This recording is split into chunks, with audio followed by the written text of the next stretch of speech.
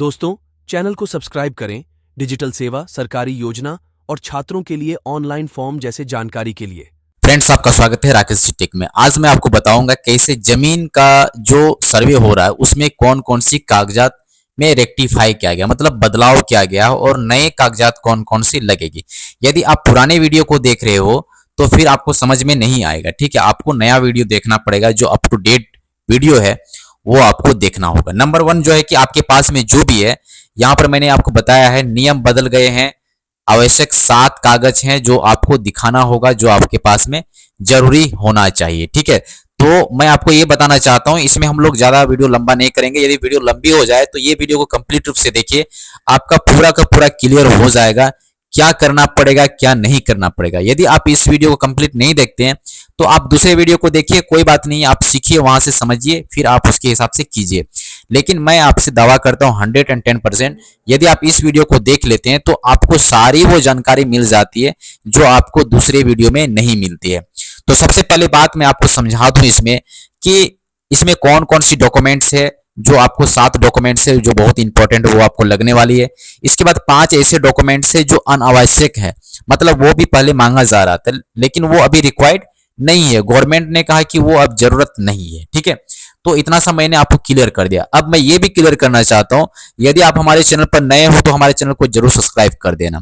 Video में नए हो तो वीडियो को लाइक कर देना, अपने दोस्तों अपने परिवार के बीच में जरूर शेयर कर देना, ठीक है। इसी के साथ में मैं आपको बताने के लिए शुरू करता हूं। सबसे पहले बात ये समझिए, नियम बदल गए हैं, आवश्यक है ये 7 कागज। सभी को मैं एक एक करके मैं क्या करूंगा, डिस्क्राइब करूंगा। 100 घोषणा प्रपत्र 2, ये आपको पता है ना 100 घोषणा प्रपत्र 2 क्या होता है, जिसमें हम लोग फॉर्म भरते हैं। क्या मैं ये भी दिखा दूं? यदि नहीं तो फिर मेरा जो वीडियो बना हुआ है डिस्क्रिप्शन बॉक्स में लिंक दिया गया है, वहां पर जाइए। 100 घोषणा प्रपत्र 2 के बारे में वीडियो मैंने बना दिया है, कैसे भरना है कंप्यूटराइज। यदि आप कंप्यूटराइज भरना चाहते हो कंप्यूटराइज भर सकते हो, यदि आप हाथ से भरना चाहते हो वो भर सकते हो, यदि आप मुझसे भरवाना चाहते हो वो मैं भी आपको भर के दे सकता हूँ। कुछ आपको चार्ज पे करना है, पहले मैं क्लियर बताता हूं, वो आपको पे करके आपका 100 घोषणा प्रपत्र 2 भरा जा सकता है जो कंप्यूटराइज होगा। डिस्क्रिप्शन बॉक्स में लिंक है, वहां पर देखिए। बहुत ही अच्छे तरीके से मैं भरने का प्रयास करता हूं। हाथ से बहुत मिस्टेक होती है लेकिन कंप्यूटराइज मिस्टेक नहीं होती है। अब ये आपको कैसे मिलेगी, मैं बना करके पीडीएफ शेयर कर दूंगा व्हाट्सएप में, आप वहां से डाउनलोड कर सकते हैं। नंबर 2 जो डॉक्यूमेंट्स है वो आपको लगने वाला खतियानी रैयत है ना, जमाबंदी रैयत के वंशज, अर्थात यदि आप क्या है, यदि आपके पास में यदि आपके पास में आप खतियानी हैं या जमाबंदी रैयत हैं, मतलब वंशज जो हैं, आप वंशज हैं, तो आपको प्रपत्र 3 लगने वाला है। प्रपत्र 3 में क्या होता है, प्रपत्र 3 में उसको बोलते हैं वंशावली, जो आपका जो है ना वृक्ष जो बनता है, वंश वृक्ष वो बनता है उसमें, और वो भरना होता है। ये डॉक्यूमेंट्स उन्हीं को लगेगा जो खतियानी रैयत है, उनके दादा परदादा जो अभी इस दुनिया में नहीं है और उनके बच्चे लोग अवेलेबल हैं, तो वो लोग ये डॉक्यूमेंट्स को भरेंगे। प्रपत्र 3 100 घोषणा प्रपत्र उन सभी को नहीं भरना है। 100 घोषणा प्रपत्र जो है कि मैं आपको आगे बताऊंगा किनको भरना होता है, लेकिन आवश्यक जो डॉक्यूमेंट्स है वो आपको यही लगने वाला है। ये दोनों आप लोग ध्यान में रखेंगे, ठीक है। आगे की ओर हम लोग बढ़ते हैं और आगे में देखते हैं आगे की स्लाइड में कि आगे की स्लाइड में आपको कौन सा डॉक्यूमेंट्स लगने वाला है। नंबर 2 मैंने बता दिया आपको, प्रपत्र 3, नंबर 1 प्रपत्र 2। अब नंबर 3 में आते हैं, जो तीसरा डॉक्यूमेंट्स बहुत इंपॉर्टेंट, वो आपको लगने वाला रसीद की फोटोकॉपी, वो भी 100 घोषणा के साथ में। अब 100 घोषणा क्या है, 100 घोषणा ऐसा नहीं कि आप उसमें साइन कर दीजिए और साइन करके आपका ये हो जाए कि हाँ भैया ये आपका 100 घोषणा पत्र है, जो कि इसमें आप साइन कर दिए और ये आपका 100 घोषणा पत्र हो गया, ऐसा कुछ नहीं है। आपको आपका जो 100 घोषणा है ना, नंबर 1 मैंने जो बताया आपको, नंबर 1 में कौन सा, प्रपत्र 2 या प्रपत्र 3, इन दोनों के साथ में आपको रसीद का फोटोकॉपी क्या करना है, लगाना है। यहां तक आपको क्लियर हो गया, तीसरा पॉइंट मैंने आपको बता दिया। चौथा जो बहुत इंपॉर्टेंट डॉक्यूमेंट्स है वो है आपका खरीद बिक्री, बदलेन या दान हो तो उसकी फोटोकॉपी। मतलब यदि आपने कहीं पर केवाला करवा लिया है, सेल डीड जिसको बोलते हैं हम लोग, जो केवाला है वो आपने करवा लिया है, तो वो आपको लगाना है। बदलेन में किसी को आपने लिख दिया है, वो है आपके पास में। दान में, या आपको मिला हुआ है किसी भूदान में मिला हुआ, करने का मतलब ये है कहीं से लाल कार्ड, पीला कार्ड, हरा कार्ड, जो भी कार्ड है जिसके माध्यम से आपको जमीन मिला है, वो आपको यहाँ पर उसका फोटोकॉपी क्या करना है, दिखाना है। तो चौथा नंबर हमारा क्लियर हो चुका है। अब आते हैं हम लोग 5वां नंबर में। यदि वो भी नहीं है, फिर भी यदि आपके पास में कई बार होता है, लड़ाई झगड़ा होता है और उसमें हम लोग कोर्ट में चले जाते हैं और कोर्ट के आदेश के थ्रू हम लोग क्या करते हैं, उस जमीन को अपने कब्जे में लाते हैं, उस स्थिति में आपके पास ना सेल डीड मतलब खरीद बिक्री का भी नहीं रहेगा आपके पास डॉक्यूमेंट्स, बदलिन का भी नहीं रहेगा, ना ही दान का रहेगा, क्योंकि आपको दान में मिला ही नहीं, आप कोर्ट के माध्यम से आपने उसको क्या किया है, अर्जित किया है। इसका मतलब ये है कि आपको जो पहला पांचवा जो डॉक्यूमेंट्स है वो आपको कोर्ट का डॉक्यूमेंट्स आपको लगने वाला है। यहां तक क्लियर हो गई है। तो ये सारे जो डॉक्यूमेंट्स है, 5 डॉक्यूमेंट्स जो मैंने अभी बताया आपको, ये सभी डॉक्यूमेंट्स आपको लगने वाले हैं। एक बार फिर से मैं रिपीट कर दूं, पहला नंबर घोषणा पत्र 2, दूसरा नंबर घोषणा पत्र 3, इन दोनों में से किसी एक आपको लगेगा, या यदि आपका वंशज वाला है तो आपको 2 लगेगा, दूसरा नंबर जो मैंने आपको बताया, ठीक है, घोषणा प्रपत्र 3 लगेगा आपको, नंबर 2 वाला। नंबर 3 में रसीद की फोटोकॉपी आपके पास। चौथा नंबर में आपको क्या हो गया, ये खरीद बिक्री वाला जो है, केवाला वगैरह जो भी है। पांचवा में कोर्ट आदेश, और छठा और सातवां में क्या है वो हम लोग नेक्स्ट जो हमारा ये स्लाइड है इसमें हम लोग देखते हैं। छठा ये है आपका बंदोबस्त, भूमि, भूदान, वास्कित पर्चा, मतलब वही चीज जो मैंने आपको बताया कि कोई ना कोई डॉक्यूमेंट्स आपके पास होना चाहिए। जमाबंदी रैयत यदि जीवित है, ध्यान देंगे ये 7वां पॉइंट मैंने जो बताया यहाँ पर, ये बहुत ही इंपॉर्टेंट है, ठीक है, सभी के लिए समझना है। लोग समझते नहीं है और बस जस्ट जैसा मिला कोई वीडियो में बता दिया आपको ये सारा डॉक्यूमेंट्स लगेगा, भैया वो लगा दिया हो गया। मैं अपने यहाँ से बारीकी से मैं काम करता हूँ, अपने यहाँ पर ऑनलाइन का भी काम होता है हमारे पास में एजुकेशन का भी ट्रेनिंग सेंटर है, तो सारी चीजों को हम लोग देखते हैं, समझते हैं और उसके अनुसार ही हम लोग कार्य करते हैं। यहाँ तक कि हमारे जो कानूनगो है, हमारे जो अमीन साहब हैं, उन सभी से हम लोग बात करते हैं और उनसे हम लोग राय मशवरा लेते हैं, साथ ही गवर्नमेंट का नोटिफिकेशन पढ़ते हैं, सारे नॉलेज को हम लोग ग्रैब करते हैं। इसके बाद हम लोग आपको यूट्यूब वीडियो में बताने का प्रयास करते हैं। आपको ही नहीं बताते हैं बल्कि जो आम जनता हमारे पास में आते हैं, पर डे का हमारे पास में 100-200 लोग विजिट करते हैं हमारे सेंटर में। आप उनका डॉक्यूमेंट्स आप समझ सकते हैं कितने बारीकी से हम लोग समझने का प्रयास करते हैं। तो वही सारी जो एक्सपीरियंस है वो मैं आपके साथ में शेयर कर रहा हूँ। इतने सारे एक्सपीरियंस के साथ में आपको कोई नहीं बताएगा, ठीक है। तो यहाँ पर देखिए आपको 7वां नंबर में जमाबंदी रैयत यदि जीवित है ना, उसको आपको नंबर 2 वाला जो घोषणा पत्र मैंने आपको बताया वही आपको देना है, वंशावली वाला घोषणा पत्र नहीं देना है। आई होप जो है कि मैं आशा करता हूं आपको यहां तक समझ में आ गया। तो 7 ये डॉक्यूमेंट से जो आपको तैयार करना है, इसके साथ में आपके पास में आधार कार्ड होगा, वो लगा जरूर दीजिए, क्योंकि आधार नंबर आपको चाहिए ही चाहिए आपको जमाबंदी में लगाने के लिए, जो कि मैंने यहाँ पर लिखा नहीं है, तो मैंने अलग से आपको बता दिया कि आपको आधार कार्ड भी यहाँ पर लगा देना है, ठीक है, क्लियर हो गया। अब कौन कौन सी डॉक्यूमेंट्स नहीं लगने वाले हैं वो सारी चीजों को हम लोग क्या करते हैं, समझते हैं। अब इसमें वैसे भी कई सारे डॉक्यूमेंट्स हैं जो हमें रिक्वायर्ड नहीं है।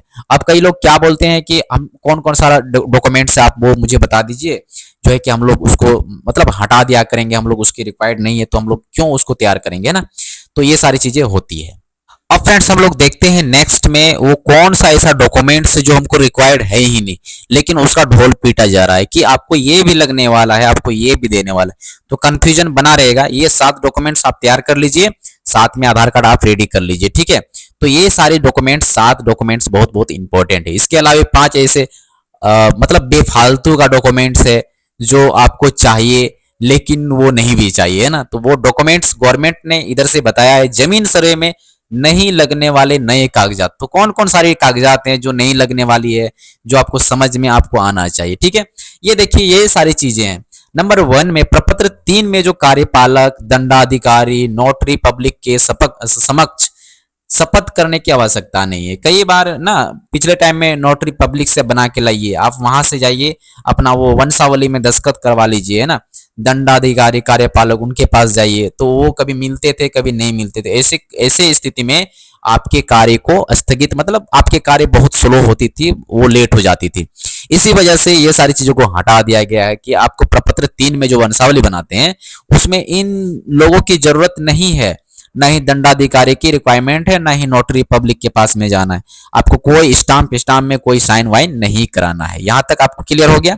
नंबर 1 मैंने आपको बता दिया। नंबर 2 प्रपत्र 3 में आपको वंशावली जो ग्राम पंचायत के प्रतिनिधि होते हैं, जो प्रपत्र आपको दंडाधिकारी नोटरी पब्लिक से जो समक्ष जो आपको कराना था वो आपको नहीं कराना है। इसके अलावे आपको अपने पंचायत के प्रतिनिधि से भी साइन कराने की जरूरत नहीं है। तो फिर क्या जरूरत है भाई, यदि आपको आपके पंचायत में जो सरपंच होते हैं, जो मुखिया होते हैं, जो पंच होते हैं, यदि इन सभी की साइन दस्तखत नहीं होगी तो क्या वो वैलिड होगी? ये क्वेश्चन आपके मन में आ रहा होगा। तो हाँ, एकदम होगी, वो वैलिड होगी, क्योंकि उसके नीचे में यदि आप ध्यान से देखेंगे ना, उसमें एक ऑप्शंस दिया गया है नीचे में, उसमें 100 घोषणा दिया गया है कि यदि आप ये सारी चीज आप जान करके गलत तरीके से बताए जा रहे हैं कि ये सभी सारे लोग अवेलेबल नहीं है, ये सारे लोग ऐसे हैं, मर चुके हैं, ये वो, और आप डुप्लीकेट बना रहे हैं, आने वाले समय में यदि क्लेम होता है तो आपको फिर दंडाधिकारी और नोटरी पब्लिक और ग्राम पंचायत कोई नहीं बचाने वाला है। ठीक है, क्यों नहीं बचाने वाला है भाई? कोई नहीं। आप चाहे उनसे साइन करा लो चाहे ना करा लो, क्योंकि ये सब अपने सर पे आपके बोझ को नहीं लेना चाहते हैं। अभी कई सारे फर्जरी ऐसे ही बनेंगे वंशावली, आप समझ सकते हो, और वो प्रतिनिधि को मालूम नहीं है, नोटरी पब्लिक को भी मालूम नहीं है, दंडाधिकारी को मालूम नहीं आपके परिवार में कौन कौन है। तो आपके परिवार में किसको पता है? आपके परिवार में कौन मालूम कर सकता है कि आपके यहाँ पर है ना? तो क्या आने वाले समय में दंडाधिकारी ने मोहर किया, दस्तखत क्या, नोटरी पब्लिक ने क्या, फिर आपका तो कोर्ट कचहरी लगा ही रहेगा ना। तो इसीलिए इन सारी चीजों को हटा दिया गया है। यदि आप गलत करते हो, पकड़ा जाते हैं वंशावली में, तो आप जाएंगे जेल, ना जाएंगे दूसरा कोई। ठीक है, तो ये चीज आपके ऊपर है, निर्भर करता है। साफ सुथरे मन से वंशावली को बनाइए, और यदि आपको अपने दोस्तों सॉरी अपने परिवार के किसी सदस्य से नहीं देना है उनको, तो आप उनसे आप आपत्ति पत्र लिखवा लीजिए, है ना, राय मुशरा करके। यदि आप उनसे जमीन लेना चाहते हैं तो आपत्ति पत्र, अनापत्ति पत्र जो भी है वो आप लिखवा लीजिए और उनको आप संलग्न कीजिए। Very very important. ठीक है, इसके अलावे आप नहीं तो जाएंगे बाद में जेल। अब आते हैं नंबर 3। नंबर 3 में खतियान की सच्ची प्रतिलिपि की आवश्यकता नहीं है। आपकी जमीन यदि खतियानी है और आप खतियान के पीछे पड़े हुए हैं, जाएंगे निकालेंगे और क्योंकि दिखाना है, ऐसा कोई बात नहीं है दोस्त। आपके पास यदि खतियान नहीं है तो चलेगा ये। ठीक है, आप बिना खतियान के भी सर्वे करा सकते हैं और अपने नाम में अपने जमीन को ला सकते हैं।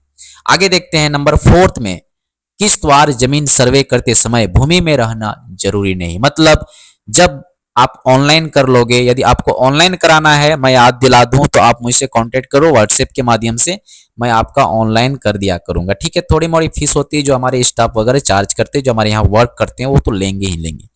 तो ये आपका ऑनलाइन सर्वे हो गया। ठीक है, अगर उसके अलावे जब ऑनलाइन में आप डालेंगे ना तो उसमें एक आईडी नंबर आती है, टोकन आईडी, आप वहां पर जाना और वहां पर वो आईडी के हिसाब से ही आपके यहाँ पर आपकी जमीन पर क्या करेंगे, सर्वे करने के लिए जो टीम है वो आएंगे। जैसे ही आते हैं आपके यहाँ पर तो उनको पता नहीं है कि आपके कौन सी गली से जाना है, भाई मुझे किधर देखना है, इधर देखना है, मुझे पानी प्यास लगा है। तो सर्वे कर्मी को थोड़ा हेल्प चाहिए, उनको मदद चाहिए, तो आप अपने विश्वास योग्य व्यक्ति को आप वहां पर रख सकते हैं। ठीक है, ताकि उनको पहचान करने में मदद आ सके कि ये जमीन आपका इधर से है या फिर आपका यहाँ तक पड़ता है। ठीक है, ताकि वो हवाई सर्वेक्षण कर सके। हवाई जो उनका जो नापने का माध्यम है वो हवाई नाप ही होगा। ठीक है, कहने का मतलब जो है वो जो अपना जो कड़ी चलाएंगे, जो आपका जो जमीन को नापेंगे ना, वो हवाई सर्वेक्षण के माध्यम से होगा। मतलब हवाई दूरबीन के माध्यम से कहा जाए। ठीक है, सिंपल माध्यम से मैं आपको समझा दूं। एक होता है उनके पास मशीन, जो उनको रोड को देखे होंगे आपने, कई बार रोड बनते समय वो लोग क्या करते हैं, दूर से देखते हैं, वो इंजीनियर लोग का काम होता है। अब अमीन लोग के पास में आए। ठीक है, तो ये सारी चीजें हैं। अब लास्ट जो हमारे पास में डॉक्यूमेंट्स है, वो डॉक्यूमेंट्स क्या है, जो 5वें डॉक्यूमेंट्स जो नहीं लगने वाला है, बेफालतू का डॉक्यूमेंट्स, वो है ऑनलाइन रसीद या करेंट रसीद। वो उसकी भी जरूरत नहीं है। क्यों जरूरत नहीं है? अगर आपके पास में है तो बहुत ही अच्छा है। ठीक है, ऐसा कोई बात नहीं है। अगर आपके पास में है तो बहुत ही अच्छा है। एक बार मैं रिपीट कर रहा हूं, यदि आपके पास में नहीं है तो आपको रोना धोना भी नहीं है। ऑनलाइन रसीद या करेंट रसीद नहीं रहने पर भी आपका सर्वे हो सकता है।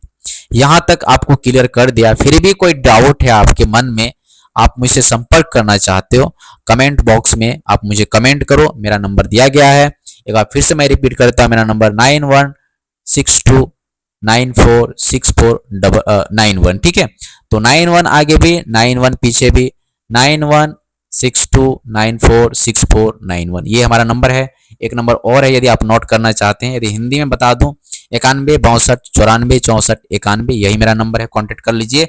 आपको यदि किसी प्रकार का दिक्कत आ रही है, आप मुझसे बात करो, रसीद कटवाना है तो वो भी मैं आपको कटवा के दे सकता हूँ। ठीक है, हमारे यहाँ पर कोई फ्रॉड व्रॉड नहीं होता है, डायरेक्ट मैं बात करता हूँ, क्योंकि हमारे यहाँ इंस्टीट्यूट भी चलती है।